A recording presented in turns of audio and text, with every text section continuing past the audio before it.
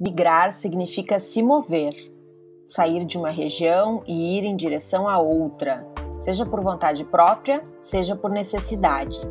As migrações estão na história da humanidade desde que o primeiro hominídeo descobriu que podia ficar em pé, e assim começou a se mover. Se alimentar, se proteger do frio, da chuva ou de outras dificuldades requeria desses ancestrais que estivessem sempre em movimento. Para atender a tais necessidades, a migração era a opção. E hoje, tantos séculos depois, os seres humanos continuam tendo a necessidade de se mover, de maneira voluntária ou não. Nem sempre as necessidades básicas, como comer ou trabalhar, fazem com que as pessoas saiam de suas terras de origem em direção a outras localidades. Às vezes, guerras e conflitos também obrigam que elas deixem seus países, estados ou cidades em busca de proteção. E não é nada fácil chegar a um novo destino, seja para encontrar um lar, para arranjar um emprego ou iniciar os estudos. O Futuro Se Equilibra de hoje trata sobre migração, refúgio e educação. Eu sou a Tatiana Clix, diretora do Porvir. Você que acompanha o podcast sabe que sempre começamos um novo episódio compartilhando uma história real. Vamos ouvir agora a história da Bruna Freitas, que vive em Boa Vista, Roraima, e atua como educadora em um abrigo do Instituto Pirilampus. Quem interpreta é a Flávia Souza.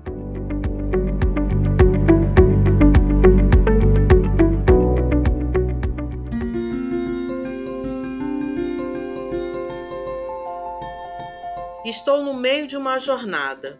Sou ainda estudante. Curso letras, português e espanhol, mas também sou educadora social. Me chamo Bruna Freitas e tenho 26 anos.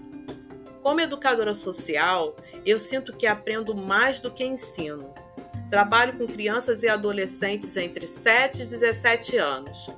E cada uma delas me ensina muito. Eu atuo em um abrigo que recebe migrantes e refugiados que vêm em grande maioria da Venezuela. Aqui em Boa Vista, Roraima, nós temos uma quantidade grande de imigrantes vindos de diversos lugares da América Latina. E o contato com essas crianças também me impacta.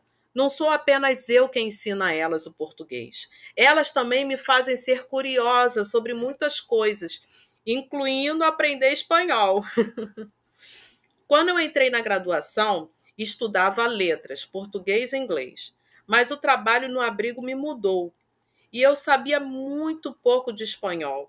Aprendi e aprendo muito estando aqui. Posso dizer que meu espanhol é quase perfeito atualmente.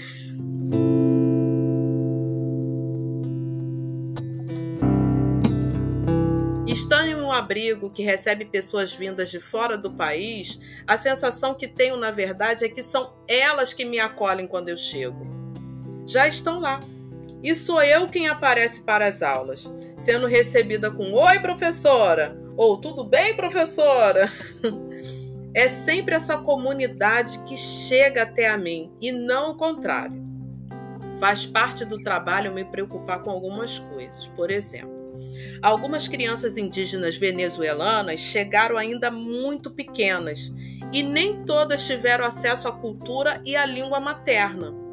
Nosso trabalho é também resgatar, manter e fortalecer os vínculos com essa cultura.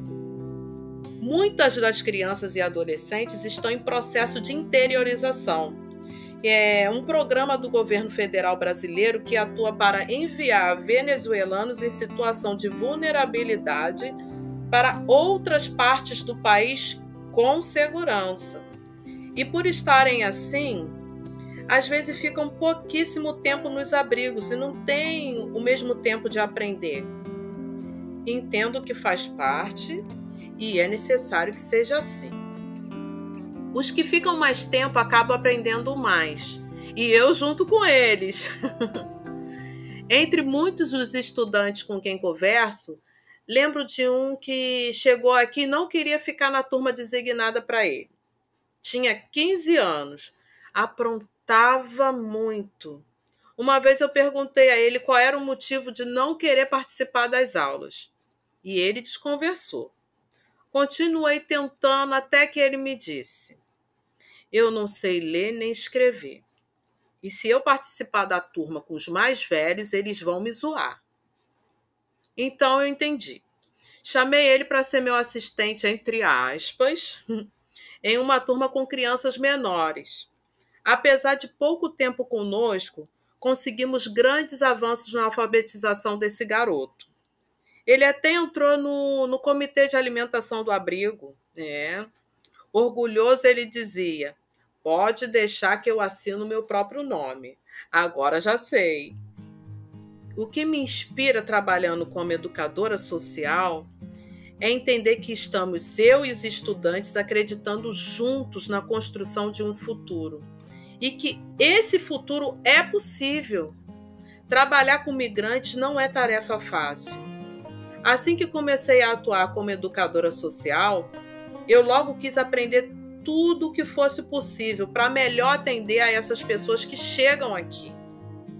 Essa vivência me faz acreditar ainda mais na educação, no poder de transformação e nas enormes possibilidades que ela proporciona. O acesso à educação é um direito constitucional garantido a todas e todos. Isso vale para a população migrante, independentemente de as pessoas estarem ou não com os documentos em dia. Educação é para todos e todas. O direito à educação, ele é um direito universal, garantido não só na Constituição, mas em diversos documentos do nosso ordenamento jurídico, a todas e todos, inclusive a população migrante, seja ela documentada ou indocumentada, né, em situação migratória documentada ou indocumentada, mas infelizmente ainda hoje no Brasil, a população migrante, incluindo as pessoas em situação de refúgio, enfrentam diferentes entraves para o acesso ao direito à educação. Então, são desde barreiras relacionadas ao reconhecimento do direito ao acesso à educação, que podem dificultar, por exemplo, a realização da matrícula, mas também o acesso ao material escolar ou ao uniforme por falta de documentação, por exemplo.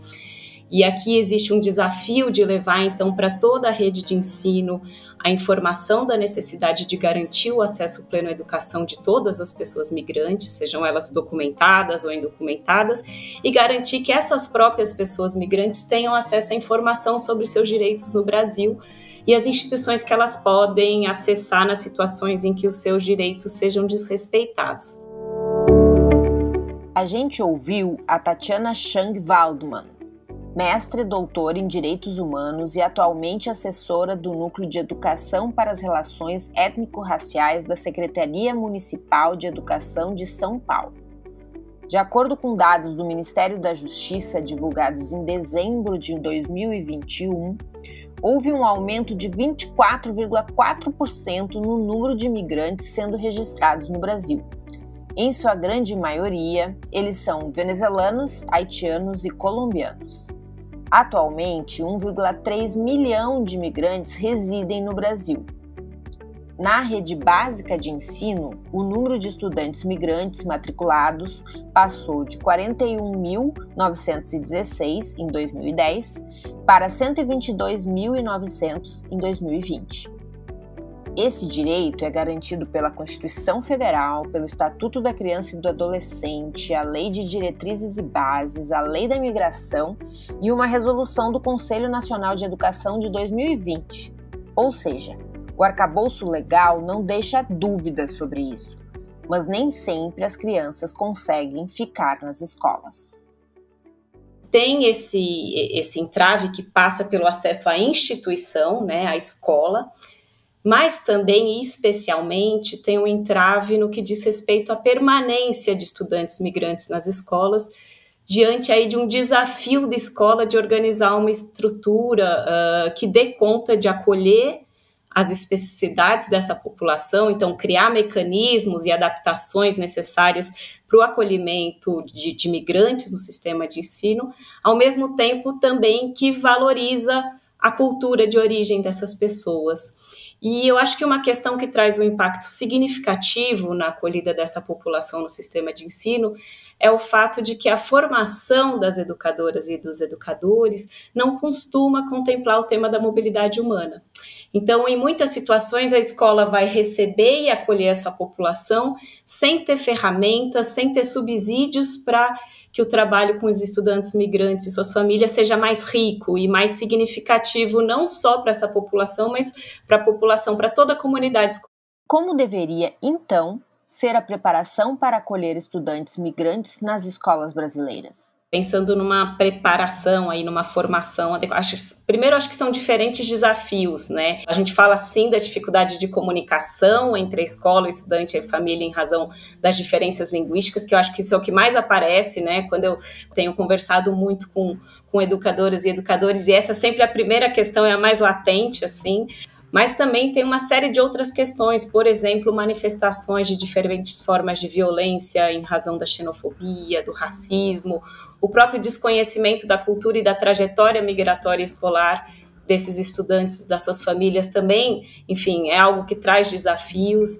Então, eu acho que é imprescindível para que a escola se prepare para receber essa população, que o tema da mobilidade humana faça parte do conteúdo de debates e aprendizado de toda a escola, ainda que o número de imigrantes seja pouco expressivo, porque a gente sabe que hoje, num contexto mundial, são mais de 280 milhões de imigrantes internacionais em todo o mundo, que dá 3,6% da população mundial. E aí eu acho que, no sentido de além de trabalhar o tema da migração com os educadores, mas também com toda a comunidade escolar, com os estudantes, eu acho que um passo necessário a ser dado para fazer uma acolhida melhor dessa população, em primeiro lugar, é identificar a origem das e dos estudantes, das suas famílias e da própria comunidade da escola, porque quando a gente está falando de migrantes, a gente não fala só dos estudantes, a gente fala da própria equipe da escola, a gente tem muitos educadores e educadoras que também são migrantes.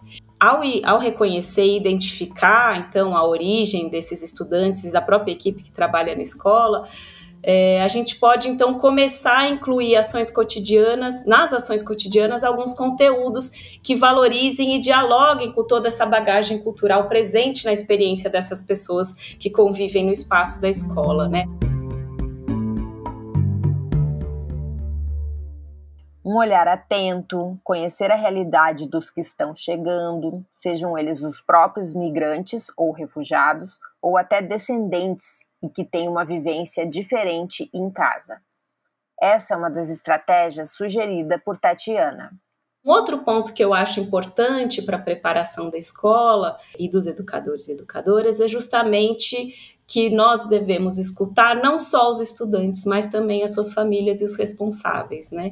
Com uma especial preocupação, então, de conhecer a trajetória, a situação atual dessa família, compreender quais são as principais dificuldades que essa família tem aqui no país que elas residem hoje, o Brasil, quais são as demandas que elas trazem e refletir como que a escola pode, então, apoiar e transformar a experiência dessas pessoas na cidade, né? Então, apresentar informações sobre o território, apresentar informações sobre os direitos que elas têm por aqui. Pelo desconhecimento ou pelo pouco contato com pessoas migrantes, eventualmente, casos de discriminação podem ocorrer. Como todos os preconceitos, ações como essas decorrem de uma falta de informação apropriada sobre o tema. O que a escola pode fazer contra isso? O grande ponto da escola é não se omitir diante dessas manifestações de violência e discriminação e de xenofobia que aparecem de forma muito específica no campo das migrações, né? E aqui eu acho que a gente tem uma série, acho que o professor, a educadora, o educador, tomando contato com alguma manifestação de xenofobia ou de racismo, tem que trazer esse tema para os estudantes, mas também tem que levar esse tema para a gestão da escola, para a diretoria regional de educação, caso a pessoa, ou enfim, a escola entenda importante levar essa denúncia para que a gente possa trabalhar esse tema e não deixar passar. Em 2021, a cidade de São Paulo divulgou o documento Orientações Pedagógicas Povos Migrantes. que passou a integrar o currículo do município.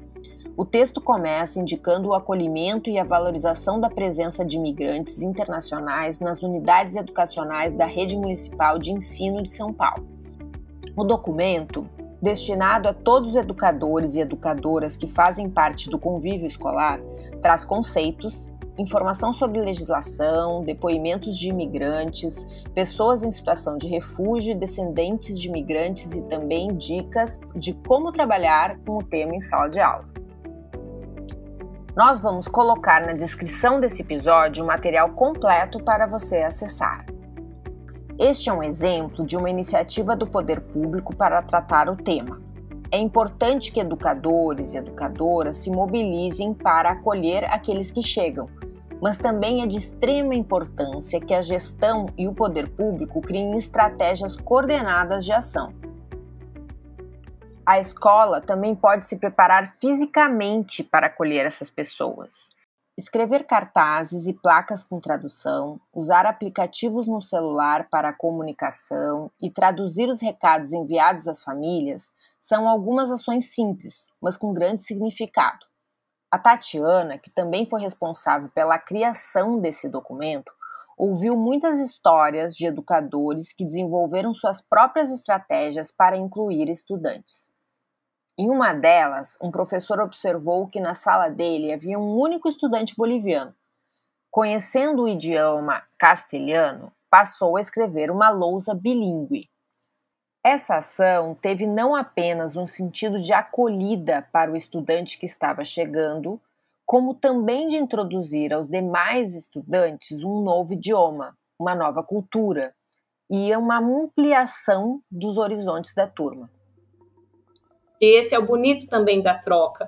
Acho que quando a gente acolhe um estudante migrante, um profissional migrante na nossa equipe, eu acho que ninguém sai perdendo ali, sai todo mundo ganhando, né? Então, quando eu deixo alguém, eu não perco um direito quando eu deixo o outro exercer o direito, eu ganho ali, porque essa pessoa vai trazer uma série eu vou ter oportunidade de ter contato com uma nova língua, de ter contato com uma nova culinária, de ter contato com outras histórias, outras cirandas, outras brincadeiras, que eu não teria esse contato se essa pessoa não estivesse ali, né? Então, eu acho que tem uma riqueza muito grande de aprendizado de todo mundo, daquele que chega, daquele que está ali, daquele que ensina, enfim, tem uma troca aí muito grande, e eu acho que isso é o bonito, né, dessa circulação de pessoas pelo mundo. A gente tem ali o mundo ao nosso lado, né? São nossos vizinhos, são nossos colegas de trabalho, são nossos colegas de escola, né? Que, sendo filha de imigrante, sou filha de imigrante também. Se eu tivesse, na minha escola, tido contato com uma valorização tão forte da cultura de origem da minha mãe, talvez eu não demorasse tanto. Minha mãe tem origem chinesa,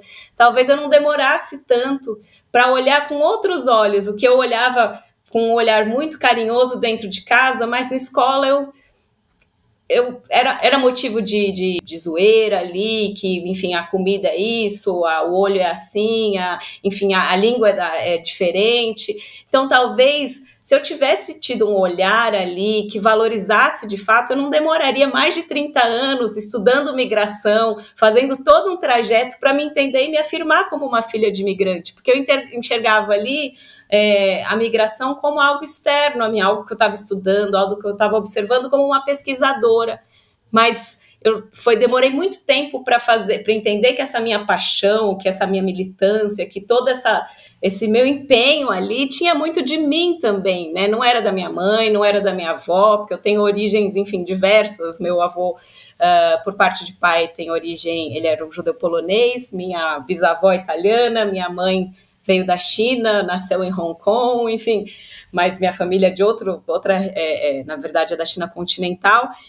Eu acho isso muito bonito, porque, de fato, ali, se você vê a sua cultura valorizada, se você vê essa origem valorizada, eu acho que você passa a valorizar também, não só dentro de casa, mas também, enfim, você começa a querer conversar sobre isso, você começa, enfim, pela minha trajetória pessoal, eu acho que eu olho com um olhar muito revolucionário para essa inclusão desse tema, né? Porque enfim, eu tive uma trajetória aí que eu caminhei muito para poder valorizar alguma coisa que já estava em mim, né? Então eu acho muito bonito a gente poder ter isso na sala de aula hoje, poder discutir, esse ser um tema, porque no meu período não era um tema, né? Esse é um tema que eu fui olhar como pesquisadora muitos anos depois, né? Então acho que isso é uma questão muito interessante.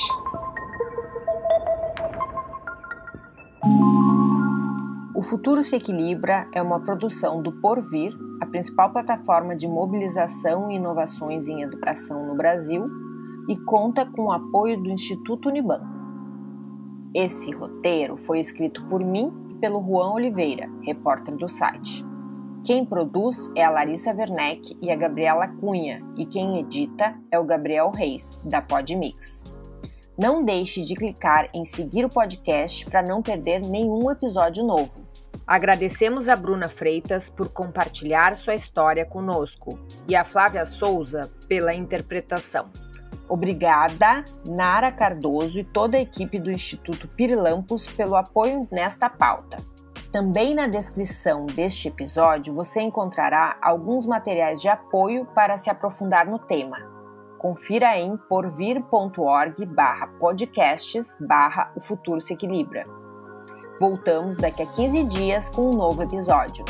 Eu sou a Tatiana Klix, diretora do Porvir, e agradeço a sua escuta.